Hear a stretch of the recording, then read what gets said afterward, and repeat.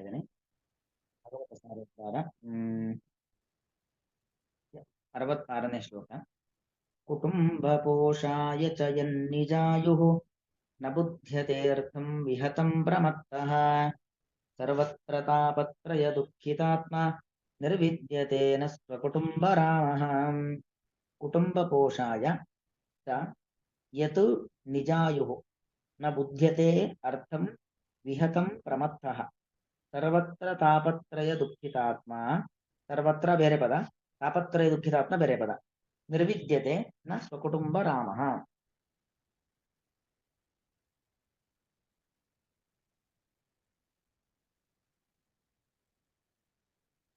ಅಂದ್ರೆ ಪ್ರಹ್ಲಾದ ಹೇಳತಕ್ಕಂಥ ಆ ಉಪದೇಶದ ಮುಂದಿನ ಭಾಗ. ಅಂದ್ರೆ ವಿರಕ್ತಿ ಅನ್ನೋದು ಮನುಷ್ಯನಿಗೆ ಬರೋದೇ ಇಲ್ಲ, ತುಂಬಾ ಕಷ್ಟ. ಆ ಒಂದು ಸಂಸಾರದಲ್ಲಿ ಇದ್ದಂತಹ ವ್ಯಕ್ತಿಗಳಿಗೆ ವಿರಕ್ತಿ ಬರತಕ್ಕಂಥದ್ದು ಬಹಳ ಕಷ್ಟ. ಕುಟುಂಬ ಪೋಷಾಯ ಚ ಯನ್ನಿಜಾಯುಃ ವಿಹತಂ. ಕುಟುಂಬ ಪೋಷ ಅದು ಗಂಡಿಗೆ ತನ್ನ ಹೆಣ್ಣು, ತನ್ನ ಹೆಂಡತಿ ಮಕ್ಕಳ ಪೋಷಣೆ, ತಂದೆ ತಾಯಿಂದರ ಪೋಷಣೆ. ಹೆಂಡತಿಗೆ ತನ್ನ ಗಂಡ ಮಕ್ಕಳು, ತಂದೆ ತಾಯಿಂದರು, ಅತ್ತೆ ಮಾವಂದರಿವರ ಪೋಷಣೆ. ಇದು ಕುಟುಂಬ ಪೋಷಣ. ಅದರ ಜೊತೆಗೆ ಅನೇಕ ರೀತಿಯಾಗಿರ್ತಕ್ಕಂತಹ ಸಂಪತ್ತುಗಳ ಮತ್ತು ಕೀರ್ತಿ ಪ್ರತಿಷ್ಠೆ ಇವುಗಳ ಹಿಂದೆನೆ ಮನುಷ್ಯ ಹೋಗಿಕೊಂಡು ಜೀವನವನ್ನು ಸಾಗಿಸ್ತಾ ಇರ್ತಾನೆ. ಆದರೆ ನಿಜಾಯುಹು ಅಂತ ಹೇಳಿದ್ರೆ ತನ್ನ ಆಯುಷ್ಯ ವಿಹತಂ ಅದರಲ್ಲೇ ಕಳೆದು ಹೋಗ್ಬಿಟ್ಟಿರುತ್ತೆ. ಅಥವಾ ಎನ್ ನಿಜಾಯುಹು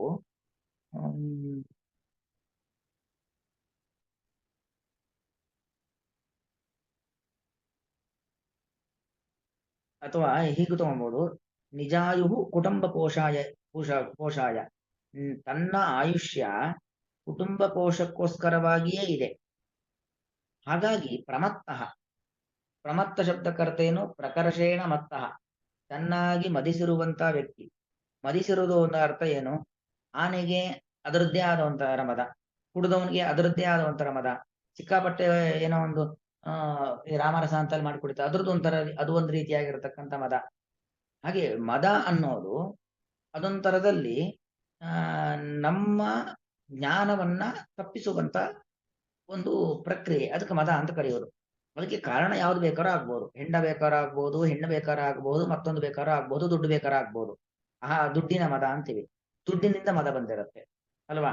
ಹಾಗೆ ಒಂದು ಮದ ಅನ್ನೋದು ಒಂದು ಪ್ರಕ್ರಿಯೆ ಅಥವಾ ಒಂದು ರೀತಿಯಾಗಿರ್ತಕ್ಕಂಥ ಅವಸ್ಥೆ. ಆ ಮದಕ್ಕೆ ಹೀಗೆ ಜ್ವರ ಅದೊಂದು ಕಾಯಿಲೆ, ಜ್ವರಕ್ಕೆ 10 ಕಾರಣ, ಶೀತ ಒಂದು ಕಾಯಿಲೆ, ಶೀತಕ್ಕೆ ಬೇರೆ ಬೇರೆ ಕಾರಣಗಳು. ಹಾಗೆ ಮದ ಅನ್ನೋದೊಂದು ಕಾಯಿಲೆ, ಆ ಮದಕ್ಕೆ ಬೇರೆ ಬೇರೆ ರೀತಿಯಾಗಿರ್ತಕ್ಕಂಥ ಕಾರಣಗಳು. ಇಲ್ಲಿ ಯಾವುದು ಕಾರಣ ಅಂತ ಹೇಳಿದ್ರೆ ಕುಟುಂಬ ಪೋಷದಲ್ಲಿಯೇ ಅವನು ಪ್ರಮತ್ತನಾಗಿದ್ದಾನೆ. ಅದರಲ್ಲೇ ವಿಪರೀತವಾಗಿ ಅವನೇನಾಗಿದ್ದಾನೆ, ಆಸಕ್ತನಾಗಿದ್ದಾನೆ. ಹಾಗಾಗಿ ವಿಹಿತಂ ಅರ್ಥಂ ನ ಬುಧ್ಯತೆ. ವಿಹಿತ ಅಂದ್ರೆ ಅರ್ಥ ಏನು? ವಿಧಿಸಲ್ಪಟ್ಟದ್ದು, ಶಾಸ್ತ್ರ ವಿಧಾನ ಮಾಡಿರ್ತಕ್ಕಂತಹ ವಿಚಾರಗಳನ್ನ ನ ಬುಧ್ಯತೆ ಪ್ರಮತ್ತಃ ಅಯಂ ನ ಬುಧ್ಯತೆ. ಚೆನ್ನಾಗಿ ಮದಿಸಿರ್ತಕ್ಕಂಥ ಈ ವ್ಯಕ್ತಿ ನ ಬುದ್ಧ್ಯತೆ ತಿಳಿಯೋದೇ ಇಲ್ಲ.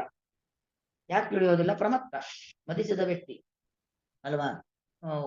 ಉದಾಹರಣೆಗೆ ಒಂದು ಹೆಂಡದ ಕುಡಿಯುವಿಕೆ, ಪಾನದಿಂದಾಗಿ ಮದಿಸಿ ಅವನು ಪ್ರಮತ್ತನಾಗಿದ್ದಾನೆ. ಏನು ಮಾಡ್ಬೇಕು ಏನು ಮಾಡಬಾರ್ದು ಗೊತ್ತಿಲ್ಲ, ಏನ್ ಮಾತಾಡಬೇಕು ಏನ್ ಮಾತಾಡೋದು ಗೊತ್ತಿಲ್ಲ. ಮದ ಬಂದಿರತಕ್ಕಂಥ ಆನೆ ಅದಕ್ಕೆ ಹೇಗಿರಬೇಕು ಹೇಗಿರಬಾರ್ದು ಗೊತ್ತಾಗ್ತಾ ಇಲ್ಲ, ಹೇಗೆ ಮಾಡ್ತಾ ಇದೆ. ಹಾಗೆ ಮದ ಅನ್ನೋ ಒಂದು ಕಾಯಿಲೆಯಿಂದಾಗಿ ವ್ಯಕ್ತಿಗೆ ಒಳ್ಳೆಯದೇ ಅದು ಕೆಟ್ಟದ್ದೇ ಅದು ಗೊತ್ತಾಗಲ್ಲ. ಹಾಗಾಗಿ ಪ್ರಮತ್ತನಾಗಿರ್ತಕ್ಕಂಥ ವ್ಯಕ್ತಿ ವಿಹಿತಂ ಅರ್ಥಂ ನ ಬುದ್ಧ್ಯತೆ.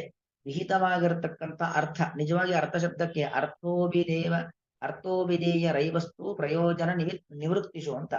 ಅರ್ಥ ಶಬ್ದಕ್ಕೆ ಪ್ರಯೋಜನ ಅಂತನೂ ಅರ್ಥ ಇದೆ, ಅರ್ಥ ಶಬ್ದಕ್ಕೆ ನಿವೃತ್ತಿ ಅಂತನೂ ಅರ್ಥ ಇದೆ. ಹಾಗಾಗಿ ವಿಹಿತಂ ಅರ್ಥಂ ಎರಡೂ ಅರ್ಥ ಇಟ್ಕೊಳ್ಬೇಕು ನಾವು. ಪ್ರಯೋಜನ ಮತ್ತು ನಿವೃತ್ತಿ ಅಂದ್ರೆ ಶಾಸ್ತ್ರದಲ್ಲಿ ನಮಗೆ ವಿಧಾನ ಮಾಡಿದೆ. ಏನು ವಿಧಾನ ಮಾಡಿದೆ? ಅರ್ಥವನ್ನ, ಯಾವುದರಿಂದ ಆತ್ಮೋದ್ಧಾರಕ್ಕೆ ಪ್ರಯೋಜನವಿದೆ ಎಂಬ ಅರ್ಥವನ್ನು ಶಾಸ್ತ್ರ ಹೇಳುತ್ತೆ. ಹಾಗೆ ನಾವು ಆತ್ಮೋದ್ಧಾರವನ್ನ ಮಾಡಿಕೊಳ್ಬೇಕು ಅಂತಾದ್ರೆ ಯಾವುದರಿಂದ ನಿವೃತ್ತಿಯನ್ನ ಹೊಂದಬೇಕು, ಯಾವುದರಿಂದ ನಾವು ದೂರ ಇರಬೇಕು ಅನ್ನೋದನ್ನು ಕೂಡ ಶಾಸ್ತ್ರ ನಮಗೆ ಹೇಳುತ್ತೆ. ಆದ್ರೆ ನಬುದ್ಧ್ಯತೆ, ಇವನು ಪ್ರಕರ್ಷವಾಗಿ ಮದಿಸಿದ್ದಾನೆ, ಚೆನ್ನಾಗಿ ಮದಯುಕ್ತನಾಗಿದ್ದಾನೆ. ಅದರಿಂದಾಗಿ ಆ ಒಂದು ವಿಚಾರವನ್ನ ತಿಳಿಯೋದೇ ಇಲ್ಲ. ಶಾಸ್ತ್ರ ಹೇಳಿರ್ತಕ್ಕಂಥ ವಿಚಾರವನ್ನು ತಿಳಿಯೋದೇ ಇಲ್ಲ. ಸರ್ವತ್ರ ತಾಪತ್ರಯ ದುಃಖಿತಾತ್ಮ, ತಾಪತ್ರಯೇಣ ದುಃಖಿತಾತ್ಮ. ತಾಪತ್ರಯ ಆಧ್ಯಾತ್ಮಿಕ, ಆದಿಭೌತಿಕ, ಆದಿದೈವಿಕ, ಇದಕ್ಕೆ ತಾಪತ್ರಯಗಳು ಅಂತ ಕರೆಯುವಂಥದ್ದು. ನಮ್ಮ ದೇಹಕ್ಕೆ ಸಂಬಂಧಪಟ್ಟದ್ದು, ನಮ್ಮ ಮನಸ್ಸಿಗೆ ಸಂಬಂಧಪಟ್ಟದ್ದು ಆಧ್ಯಾತ್ಮಿಕವಾದಂಥ ತಾಪ, ಆದಿದೈವಿಕ. ಇನ್ನು ದೇವ ಮೋಹ, ಭಗವಂತನ ಒಂದು ಮೋಹಪಾಶ, ದುರ್ಗಾದೇವಿ ನಮಗೆ ಅಜ್ಞಾನವನ್ನ ಉಂಟು ಮಾಡ್ತಾಳೆ. ನಾವು ಅಜ್ಞಾನವನ್ನ ಬಿಡಿಸಿಕೊಳ್ಳಿಕ್ಕೋಸ್ಕರವಾಗಿ ದುರ್ಗೇಶ್ವರನಾಗಬೇಕು. ಅದಕ್ಕೂ ಆದ್ರೆ ಆ ಅಜ್ಞಾನ ದೇವ ಮಾಯೆಗೆ ಒಳಗಾಗಿ ನಾವು ಅನೇಕ ಅನರ್ಥಗಳನ್ನ ಮಾಡ್ತೇವೆ. ಹೀಗೆ ಆಧ್ಯಾತ್ಮಿಕ, ಆದಿದೈವಿಕ, ಆದಿಭೌತಿಕ ಅನೇಕ ಪ್ರಾಪಂಚಿಕವಾಗಿರತಕ್ಕಂಥ ವಿಷಯಗಳು ಆ ಒಂದು ತಾಪತ್ರಯಗಳಿಂದ ನಾವು ಒಳಗಾಗಿರ್ತೇವೆ. ಈ ತಾಪತ್ರಯಗಳಿಂದ ದುಃಖಿತನಾಗಿರ್ತಕ್ಕಂಥ ವ್ಯಕ್ತಿ ಆತ್ಮ ಅಂದ್ರೆ ದುಃಖಿತ ಆತ್ಮ ಯಶಃ ದುಃಖಿತ ಆತ್ಮ. ತಾಪತ್ರಯಗಳಿಂದಾಗಿ ದುಃಖಗೊಂಡ ಮನಸ್ಸುಳ್ಳ ವ್ಯಕ್ತಿ, ಅವನ ಮನಸ್ಸಿಂದಲೇ ಬಹಳ ವೇದನೆ ಇದೆ. ಎಷ್ಟೇ ಸಂಪತ್ತಿದ್ರು ನೆಮ್ಮದಿ ಇಲ್ಲ, ಎಷ್ಟೇ ಬಂಧು ಬಾಂಧವರು ಹೆಂಡತಿ ಮಕ್ಕಳು ಎಲ್ಲ ಜೊತೆಗಿದ್ರು ನೆಮ್ಮದಿ ಇಲ್ಲ, ಎಷ್ಟು ದೊಡ್ಡ ಉದ್ಯೋಗದಲ್ಲೂ ಎಷ್ಟೇ ದೊಡ್ಡ ಸ್ಥಾನಮಾನ ಇದ್ರೂ ಆತ್ಮದ ಮನಸ್ಸಿಗೆ ತೃಪ್ತಿ ಇಲ್ಲ. ಯಾಕೆ? ತಾಪತ್ರಯಗಳು ನಿರಂತರವಾಗಿ ಬಿಡಿಸ್ತಾ ಇದೆ. ಹೀಗೆ ಎಲ್ಲ ರೀತಿಯಿಂದಲೂ ಕೂಡ ತಾಪತ್ರಯ ದುಃಖಿತ ಆತ್ಮ ಸ್ವಕುಟುಂಬ ರಾಮ, ಸ್ವಕುಟುಂಬೇನ ರಮಯತಿ ಇತಿ ರಾಮ. ಸ್ವಕುಟುಂಬೇನ ರಾಮ, ಸ್ವಕುಟುಂಬ ರಾಮ. ಸ್ವಕುಟುಂಬ ಅಂದ್ರೆ ತನ್ನ ಕುಟುಂಬ. ಅದು ಗಂಡಿಗೆ ತನ್ನ ಹೆಂಡತಿ ಮತ್ತು ಮಕ್ಕಳು ಎಂಬ ಕುಟುಂಬ, ಹೆಣ್ಣಿಗೆ ತನ್ನ ಗಂಡ ಮತ್ತು ಮಕ್ಕಳು ಇತ್ಯಾದಿಗಳು ಕುಟುಂಬ. ಹೀಗೆ ಆ ಸ್ವಕುಟುಂಬೇನ ಏವ ರಮತಿ, ಅದರಲ್ಲೇ ಕ್ರೀಡಿಸ್ತಾ ಕೂತು ಬಿಟ್ಟಿರ್ತಾನೆ. ರಮತೀತಿ ರಾಮ ಅಥವಾ ರಮಯತೀತಿ ರಾಮ. ತಾನು ಸಂತೋಷ ಪಡೋದು, ಮತ್ತೊಬ್ಬರಿಗೆ ಸಂತೋಷವನ್ನು ಕೊಡುವಂಥದ್ದು, ಇದರಲ್ಲೇ ಆಸಕ್ತನಾಗಿರತಕ್ಕಂಥ ವ್ಯಕ್ತಿ ಇದ್ದಾನಲ್ಲ, ಅವನು ನಿರ್ವಿದ್ಯತೆ. ನಿರ್ವಿದ್ಯತೆ ಶಬ್ದಕರ್ತ ಏನಂದ್ರು ವಿರಕ್ತನಾಗೋದಿಲ್ಲ. ನಿರ್ವಿದ್ಯತೆ ವಿರಕ್ತ ನೈವ ಭವತಿ. ಯಾರು ಈ ವಿಷಯ ಪದಾರ್ಥಗಳಲ್ಲೇ ಆಸಕ್ತನಾಗಿರುತ್ತಾನೋ ಅವನು ಎಂದೆಂದಿಗೂ ವಿರಕ್ತನಾಗ್ಲಿಕ್ಕೆ ಸಾಧ್ಯವಿಲ್ಲ. ನಮಗೆ 9ನೇ ಸ್ಕಂದ ಅನುವಾದದಲ್ಲಿ ಬಂದಿದೆ ಯಯಾತಿಯ ಒಂದು ಕಥೆ. ಯಯಾತಿ ಕೊನೆಗೆ ಹೇಳ್ತಕ್ಕಂಥ ಮಾತು, ನಜಾತು ಕಾಮಾನಾಂ ಕಾಮಯನೇವೋಪಶಾಮ್ಯತೆ. ಕಾಮ ಎಂಬುವಂಥದ್ದೆಂದು ಕೂಡ ಕಾಮದಿಂದಲೇ ನಾವು ಅದನ್ನ, ಏನೋ ಒಂದು ಬಯಕೆ ಆಯ್ತು, ಆ ಬಯಕೆಯನ್ನ ಪೂರೈಸಿಕೊಂಡು ನನ್ನ ಕಾಮವನ್ನ ತಣಿಸ್ತೀನಿ ಅಂದ್ರೆ ಆಗೋದಿಲ್ಲ. ಮತ್ತೊಂದು ಕಾಮನೆ ಹುಟ್ಟತ್ತೆ, ಮತ್ತೊಂದು ಕಾಮದ ಪರಂಪರೆ. ಅದನ್ನು ನಾವು ಪೂರೈಸಿದಷ್ಟು ಕಾಮದ ಪರಂಪರೆ, ಕಾಮ ಅಂದ್ರೆ ಕೆಟ್ಟ ಬಯಕೆ, ಕೆಟ್ಟ ಬಯಕೆಗಳ ಪರಂಪರೆ ಬೆಳ್ಕೊಂಡು ಹೋಗ್ತಾ ಇರುತ್ತೆ. ಅದಕ್ಕೆ ಉದಾಹರಣೆ ಕೊಟ್ಟದ್ದು ಅಭಿಷಾ ಕೃಷ್ಣವರ್ತ್ಮೇವ. ಒಂದು ಕೃಷ್ಣವರ್ತ್ಮ ಅಂದ್ರೆ ಬೆಂಕಿಗೆ ನಾವು ಆಜ್ಯ ಎಂಬ ತುಪ್ಪ ಎಂಬತಕ್ಕಂಥ ಹವಿಸ್ಸನ್ನ ಹಾಕಿದಾಗ ಅದು ಕಡಿಮೆ ಆಗತ್ತೆ, ಜಾಸ್ತಿ ಆಗುವಂಥದ್ದು. ಹಾಗೆ ನಮ್ಮ ಮನಸ್ಸಿನ ಬಯಕೆಗಳನ್ನ ಪೂರೈಸ್ತೀವಿ ಅಂತ ನಾವು ಸೊಂಟಕ್ಕೆ ಹಗ್ಗ ಕಟ್ಟಿ ನಿಂತ್ರೆ ಅದು ಕಾಮನೆಗಳು ಪೂರಣೆಯಾಗುವುದು ಅಂತ ಇಲ್ಲವೇ ಇಲ್ಲ. ಅದು ನಿರಂತರವಾಗಿ ಕಾಮದ ಸರ, ಕಾಮದ ಮಾಲೆ ಅದು ಬೆಳ್ಕೊಂಡು ಹೋಗ್ತಾನೆ ಇರುತ್ತೆ. ಹಾಗಾಗಿ ನವಿರಜ್ಯತೆ ಶಬ್ದ ಅಥವಾ ನಿರ್ವಿದ್ಯತೆ. ಅವನು ಎಂದೆಂದಿಗೂ ಕೂಡ ವಿರಕ್ತಿಯನ್ನು ಹೊಂದಲಿಕ್ಕೆ ಸಾಧ್ಯವಿಲ್ಲ. ಯಾರು ಸ್ವಕುಟುಂಬೇನೇವ ರಮತಿ, ತನ್ನ ಕುಟುಂಬದ ಲಾಲನೆ ಪಾಲನೆ ಪೋಷಣೆಗಳಿಂದಲೇ ಸಂತೋಷ ಪಡ್ತಾ ಇರ್ತಾನೆ ಅಥವಾ ಸಂತೋಷ ಮತ್ತೊಬ್ಬರಿಗೆ ಕೊಡ್ತಾ ಇರ್ತಾನೆ, ಇಂತಹ ವ್ಯಕ್ತಿ ಎಂದೆಂದಿಗೂ ಅವನು ವಿರಕ್ತನಾಗಲಿಕ್ಕೆ ಸಾಧ್ಯವೇ ಇಲ್ಲ ಅನ್ನೋದನ್ನ ಪ್ರಹ್ಲಾದರಾಜರು ಚಂಡಾಮರ್ಕರ ಪಾಠಶಾಲೆಯಲ್ಲಿ ಇರತಕ್ಕಂಥ ಆ ಒಂದು ವಿದ್ಯಾರ್ಥಿಗಳಿಗೆ ಉಪದೇಶವನ್ನ ಕೊಡ್ತಕ್ಕಂಥದ್ದು. ಅಂದ್ರೆ ವಿರಕ್ತಿಯನ್ನ ಪಡಿಬೇಕು ಅಂತ ಎಲ್ಲಾ ಶಾಸ್ತ್ರಗಳು ಹೇಳ್ತಾ ಇದೆ. ಭಗವಂತನ ಜ್ಞಾನ ಪಡಿಬೇಕು, ಭಗವಂತನಲ್ಲಿ ಭಕ್ತಿ ಮಾಡಬೇಕು. ಅದಕ್ಕೋಸ್ಕರವಾಗಿ ವಿಷಯ ಪದಾರ್ಥಗಳಲ್ಲಿ ವಿರಕ್ತಿಯನ್ನ ನಾವು ಪಡಿಬೇಕು ಅಂತ ಶಾಸ್ತ್ರ ಹೇಳುತ್ತೆ. ಆದ್ರೆ ಹೇಗೆ ಸಾಧ್ಯನೇ ಇಲ್ಲ ಅನ್ನೋ ಅಭಿಪ್ರಾಯದಲ್ಲಿ ಬಂದಿರತಕ್ಕಂಥ ಮಾತು. ಯತು ನಿಜಾಯು, ಯಾವ ತನ್ನ ಆಯುಷ್ಯವು ಕುಟುಂಬ ಪೋಷಾಯ ಚಕಾರದು ಏವಕಾರ ಅರ್ಥದಲ್ಲಿ ಕುಟುಂಬ ಪೋಷಣೆಗೋಸ್ಕರವಾಗಿಯೇ ಅದೇನಾಗಿದೆ, ಆಗೋಗ್ಬಿಟ್ಟಿದೆ. ಕುಟುಂಬ ಪೋಷಣೆಗೋಸ್ಕರವಾಗಿಯೇ ತನ್ನ ಆಯುಷ್ಯ ಇದೆ.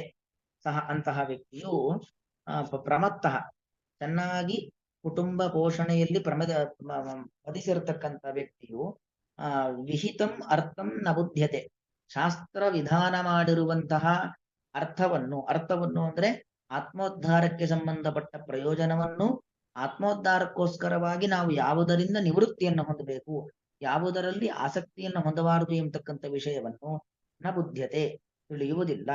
ಸರ್ವತ್ರ ಎಲ್ಲಾ ರೀತಿಯಿಂದಲೂ ಕೂಡ ತಾಪತ್ರಯ ದುಃಖಿತ ಆತ್ಮ, ಆಧ್ಯಾತ್ಮಿಕ, ಆದಿಭೌತಿಕ, ಆದಿದೈವಿಕ ಎಂಬ ತಾಪತ್ರಯಗಳಿಂದಾಗಿ ದುಃಖಿತಗೊಂಡ ಮನಸ್ಸುಳ್ಳಂತಹ ವ್ಯಕ್ತಿಯು ಸ್ವಕುಟುಂಬ ರಾಮ ತನ್ನ ಕುಟುಂಬದ ಲಾಲನೆ ಪಾಲನೆ ಪೋಷಣೆಗಳಲ್ಲಿಯೇ ಆಸಕ್ತನಾಗಿರ್ತಕ್ಕಂಥ ವ್ಯಕ್ತಿ, ಅದರಿಂದಲೇ ಸಂತೋಷವನ್ನ ಪಡಿತಾ ಇರುವಂತ ವ್ಯಕ್ತಿ ಮತ್ತು ಸ್ವಕುಟುಂಬದ ಪೋಷಣೆಯ ಮೂಲಕವಾಗಿ ಮತ್ತೊಬ್ಬರಿಗೆ ಸಂತೋಷವನ್ನ ಕೊಡ್ತಾ ಇರತಕ್ಕಂಥ ವ್ಯಕ್ತಿ ನ ನಿರ್ವಿದ್ಯತೆ, ವಿರಕ್ತಿಯನ್ನ ಹೊಂದುವುದಿಲ್ಲ. ನಿರ್ವಿದ್ಯತೆ ಶಬ್ದಕ್ಕೆ ಜ್ಞಾನ ಪಡೆಯುವುದಿಲ್ಲ ಅಂತ ಅರ್ಥ ಅಲ್ಲ.